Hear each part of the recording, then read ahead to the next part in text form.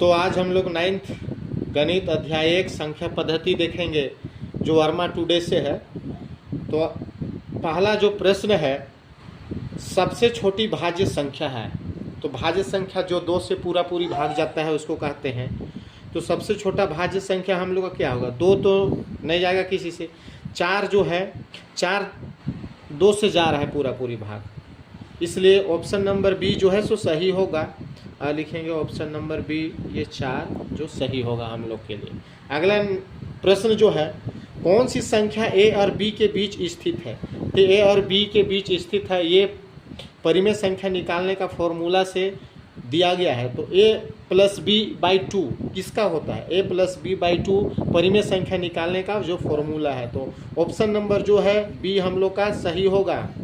Option number B हम लोग का सही होगा, a प्लस बी बाई 2। तो इसके बीच स्थित a plus b by 2 formula है, वही आंसर होगा। अगला प्रश्न हम लोग का क्या है, निम्न में कौन परिमेय संख्या 1 और 2 के बीच है?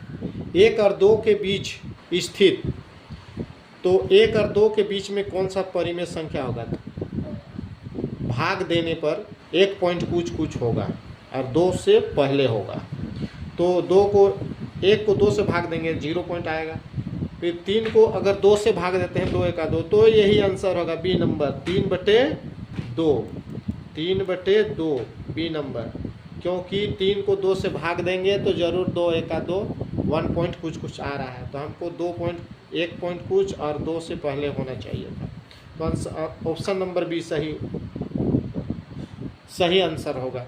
अगला जो प्रश्न है हम लोग के लिए, निम्न में कौन परिमेय संख्या 3 और 4 के बीच है? 3 और 4 के बीच, तो 3 पॉइंट कुछ ज़्यादा और 4 से नीचे, तो कौन होगा 3 पॉइंट कुछ? तो अगर 3 को 2 से भाग देंगे तो 2 1 2 1 पॉइंट कुछ हो रहा है, ये नहीं होगा। इसमें 0 पॉइंट कुछ होगा, ये भी नहीं होगा। 7/2 को अगर भाग देते हैं 2 3 6, 2 3 6 3 आया, 1 10 3 3 9, यानी ऑप्शन नंबर सी हम लोग का सही होगा।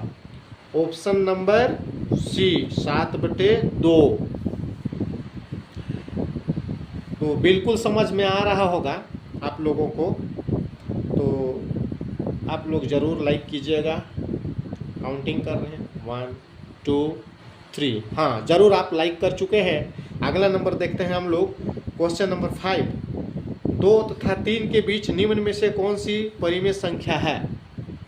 2 तथा 3 के बीच में कौन परिमेय संख्या है? तो परिमेय संख्या निकालने के लिए 2 और 3 के लिए होगा 2 पॉइंट कुछ और 3 से पहले। तो 1/2 को 2 से भाग देंगे तो 0 पॉइंट कुछ होगा, ये नहीं होगा।